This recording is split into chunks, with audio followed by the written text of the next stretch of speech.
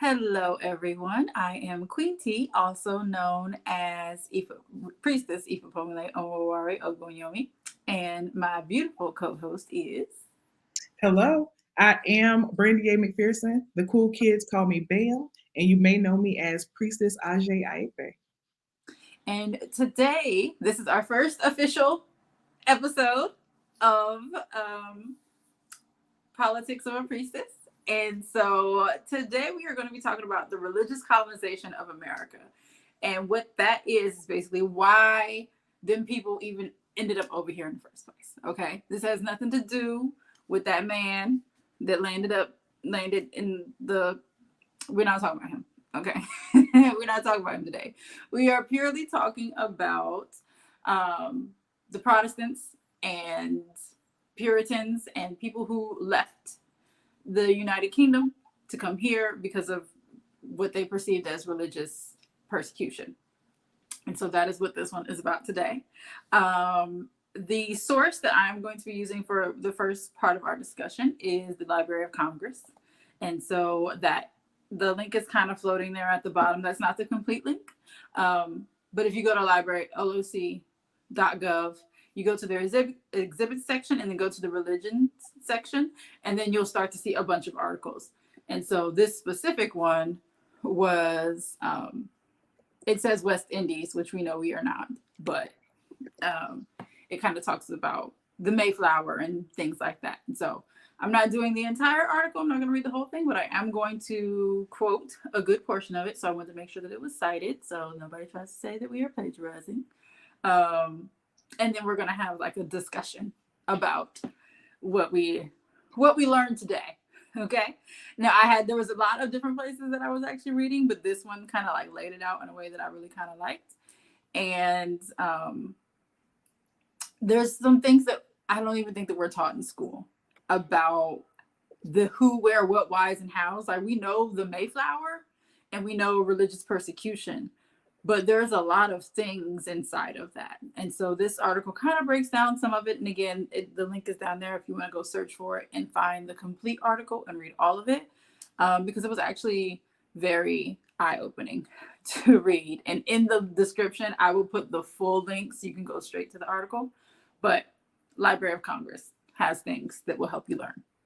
And it's interesting because that is a federal funded site.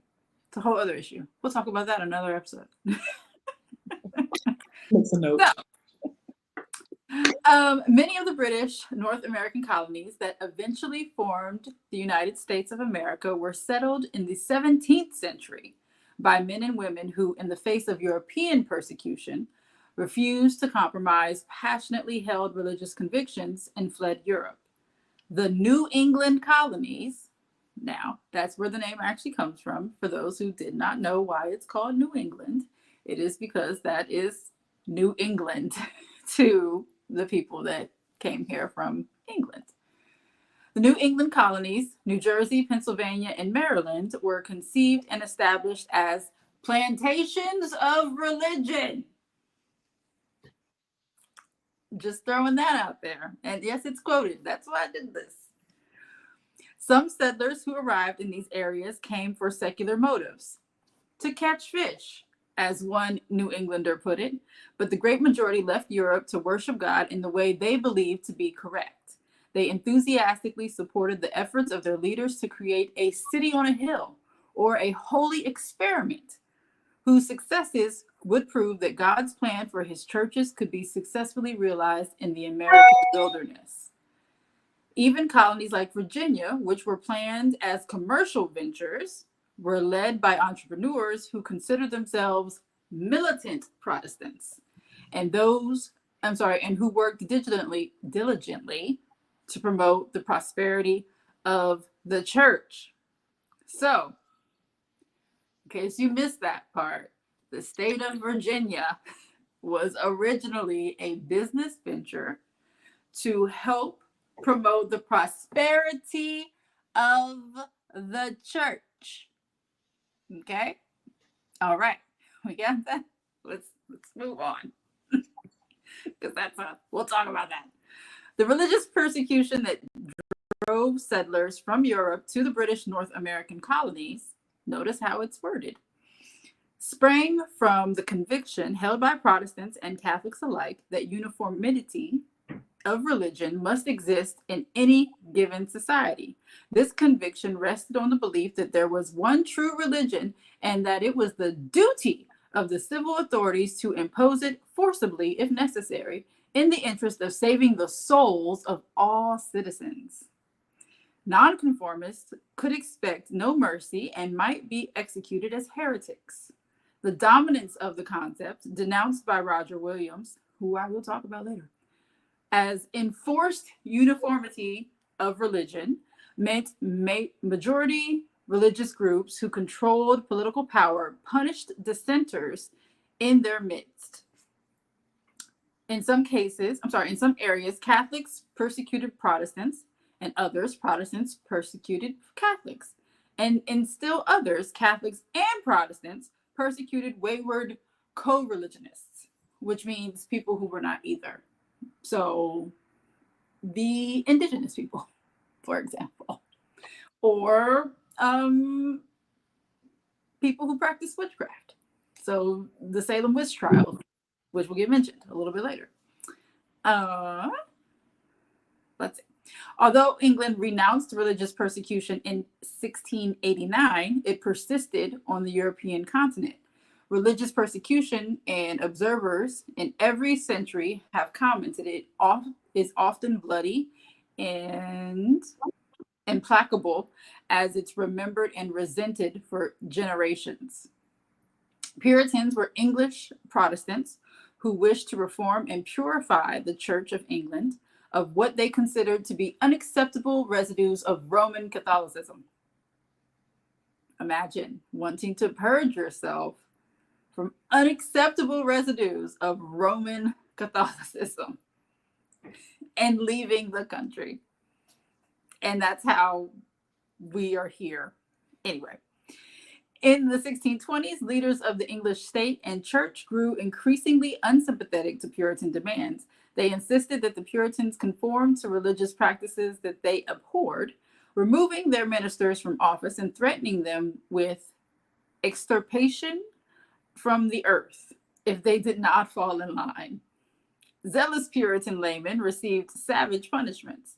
For example, in 1630, a man was sentenced to life imprisonment, had his property confiscated, his nose slit, an ear cut off, and his forehead branded SS to stand for sour of sedition. Beginning in 1630, as many as 20,000 Puritans immigrated to America from England to gain the liberty to worship as they chose. Most settled in New England, but some went as far as the West Indies, which isn't, that's pretty far. And full of not white people. Anyway, theologically, the Puritans were non-separating Congregationalists. Unlike the Pilgrims who came to Massachusetts in 1620, the Puritans believed that the Church of England was the true church, though in need of major reforms. Every New England congregational church was considered an independent entity, beholden to no hierarchy. The membership was composed, at least initially, of men and women who had undergone a conversion experience and could prove it to other members. Puritan leaders hoped that once their experiment was successful, England would imitate it by instituting a church order modeled after the New England way. So that was a lot. And that's not even all of it. There's so much more in this original article. But I wanted to briefly talk about the actual first Bible. Not really the first Bible, but one of the earlier Bibles that was used in America before the King James Version. So this is also still from the same article. The Geneva Bible was published in English in Geneva in 1560 by English reformers who fled to the continent to escape persecutions by Queen Mary. That's Bloody Mary, by the way, for those of you who don't know. Bloody Queen Mary. The Virgin Queen, I think is what they... No, that was Elizabeth was the Virgin Queen. Don't listen to me. Um, their leader was William Whittingham, who married a sister of John Calvin. As you do your research, you will figure out who these people are. And I highly encourage you to do your research about every name that I say, because it's important that you know who these people are and how we got to this point. Um, so, the Geneva Bible was used by the Pilgrims and the Puritans in New England until it was gradually replaced by the King James Bible. According to one 20th century scholar, between 1560 and 1630, no fewer than about 200 editions of the Geneva Bible, either as a whole or of the New Testament separately, appeared. It was the Bible of Shakespeare and of John Bunyan and of Cromwell's Army and the Pilgrim Fathers. So, again, things that you need to look up. We already know who Shakespeare is. That was easy. Things you need to look up. The first edition of the King James Bible, also called the Authorized Version, was composed by a committee of English scholars between 1607 and 1611. The first copy of the King James Bible known to have been brought to the colonies was first carried by John Winthrop to Massachusetts in 1630. Gradually, the King James Bible supplanted the Geneva Bible and achieved such a monopoly of the affections of the English-speaking peoples that a scholar in 1936 complained that many, quote unquote, seem to think that the King James Version is the original Bible which God handed down out of heaven, all done up in English by the Lord himself. When I read that part, I hollered and I hollered and I howled and I screeched and squealed and screamed. Because, Priestess, as you know, as somebody who has been active in the church and your community for the whole time, you a church kid, I'm a low-key church kid, you know what I'm saying? People really take the word of the Bible so to heart. Like the words in red, Jesus said it. Child, he didn't. He didn't. He didn't even speak English. He did not say that. It's not what he said. I promise. I promise. But literal. So I just said a lot of stuff, Priestess. Um, I'll let you take it from here. All good stuff. Look, you have me even taking notes for myself for our further discussions. You know what I'm saying? And you just to piggyback a little bit off of that KJV version of the Bible, you were right. There, I mean, that's the version. No, some people don't want to see the NIV. They don't want to see the message version. Like none of that other stuff matters. It has to be the KJV. Like you said, as if Lord, the Lord wrote it himself, you know. So having that conversation about who did publish that book and when it came out and the other books that that person wrote. Oh Lord, you open a whole can of worms that, like you said, we'll discuss a little bit later. Well, the Geneva Bible, interesting thing for everybody to look into, okay? Like you said, plenty, but something that stuck out for one is I think something that we don't talk about is not highlighted some of those founding values that are there and present, but they don't look pretty. So, you know, we don't give them credit, like capitalism. Like you said, that first colony was a business venture. Capitalism is ingrained in this country. And it's not necessarily bad, but it is, and it's something that should be acknowledged. You know what I mean? And even religion. The fact that, like you said, it was a business venture to help, you know, the pursuit of spreading religion. We don't, because we like to seem much more open and unbiased than that. So we don't talk about those things. So that's something that stood out to me that I think should be highlighted. And everybody watching, just think about that. Is the system isn't so corrupted necessarily in different ways. It was built this way. You know what I mean? Find it really ironic, a few things too, knowing why, you know, the air quotes, the founding fathers or those very first folks that decided to come over, why they came over, knowing that we are looking to escape, you know, religious persecution, more control coming from the government. And that was something that we didn't like. So I find that ironic when we look at how we treated those that were already here and then how we're restricting immigration and like access to the land from folks currently and constantly having that conversation when, you know, we, talking as Americans, you know, that's, but we, the Americans, you know, set out for the same exact things as these folks. And then we're, you know, restricting them from it. So, yeah, a lot of irony, really a lot of irony. We know that the first settlers came here, like we said, looking to escape religious persecution. But once they got settled, you know, many groups like the Puritans restricted other folks' religious practices. So again, like it's just the irony. That was the funniest part to me, because I hadn't really realized what was happening, because in school it's like really kind of glossed over. It just says to escape religious persecution because they wanted to be able to practice freely, which, okay, amen, ashe, ayubobo, let's do that. However, when you go then and dig deeper to what it was that they wanted to do and why they were mad they couldn't do it, like, you can't just kill people because they don't want to practice the way you do. Like, you can't do that. And now we have a system where the government is like, in many ways, like, you can't do this because it's against religious beliefs. There is no scientific reason why you can't do this. There is no science behind it. And we'll talk about certain things specifically and later on in the series. But it's like, this is a religious belief.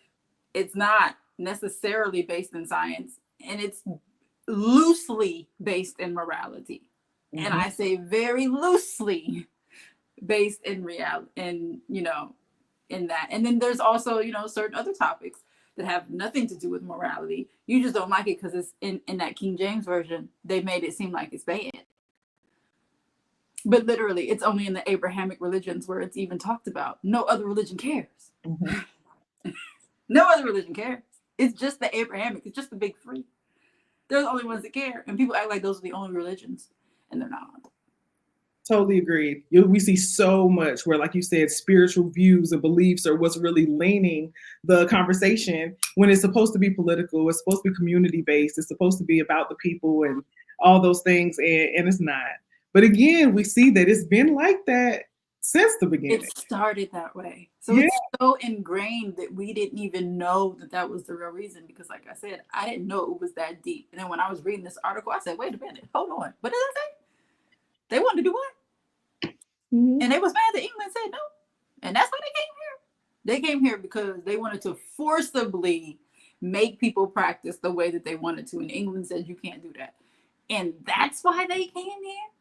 So not only were they colonizers by rights, but they were also control freaks by rights to start off with. And these are the people who just wiped out entire civilizations. And now we have a country that we have a country. We have a country. We have a country. And for that we will be grateful. For that, we have a country, and we have the freedom to have this conversation online. But there are still consequences to even this conversation. Like, our conversations are going to be they're going to be from love. They're not going to be from, you know, a hateful place for anyone, which is rare. Most conversations of a political sphere, especially as it relates to religion, they don't come from a loving place. And so we're going to try to shed some light on some of those things. So yeah, this was why and how them people came over here. Interesting. Please do more.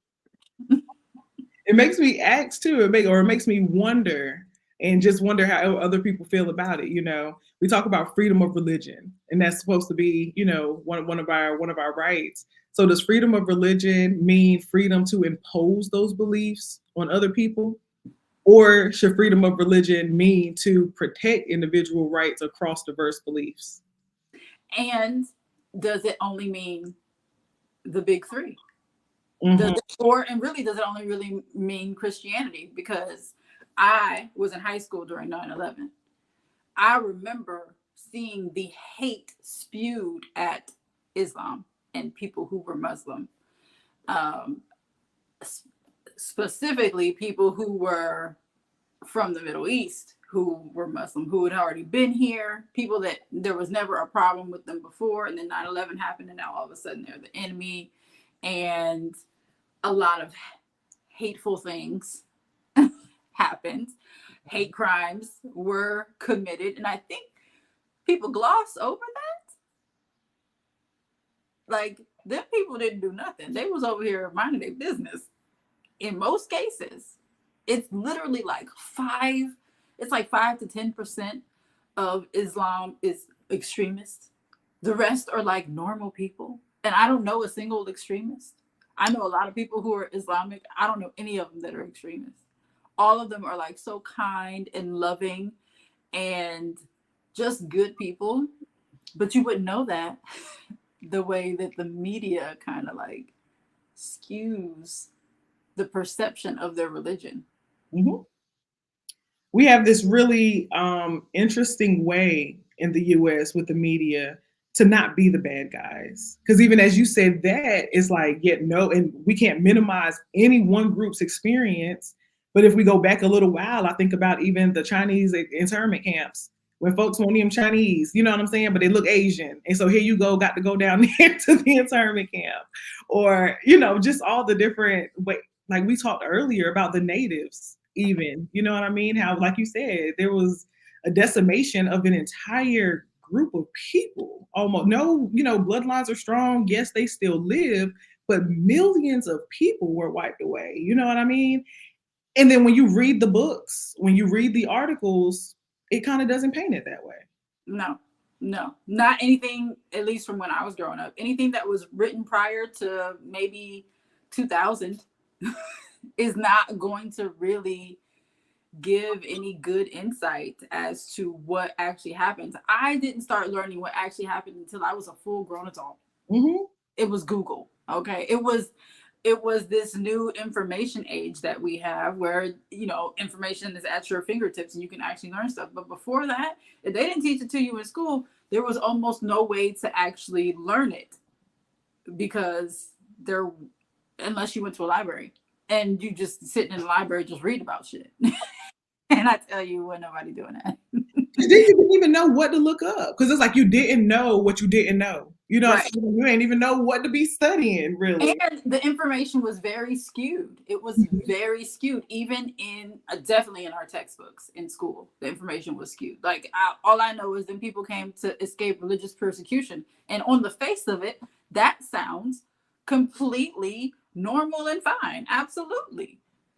There's nothing wrong with wanting to be able to practice in the way you want to practice. But then when the way you want to practice involves murder of people, and how we can say it's okay to unalive people because of religion, nothing else, because they don't believe and do as we say. But that unborn child in your womb, you, how dare you? Mm-hmm. How dare you? Which we will talk about that later. So it's like, what are we doing here? It's the hypocrisy Mm-hmm. of it all that is really jarring to me. That's the word too. Like I was playing with like irony and maybe even like contradiction, but no, it's hypocrisy. I agree. That's what it is. It's straight hypocrisy. Yeah. So we encourage everyone to look into the religious persecution that, really got this country going, and the things that happened thereafter. We are going to talk a little bit more. I'm going to talk again about Roger Williams in another episode.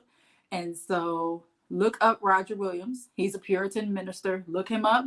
That way, when you get to this next episode, when I start talking about separation of church and state, you're like, oh, I know what you're talking about. Because it's something, child. It's something. Priestess, do you have anything else you wanted to add to this one? That was it. It's really just to think about that. Think about all of it and how the foundation of our country, the foundation of our system has, led to and brought us to where we are now. Absolutely. So we will see you guys in the next episode.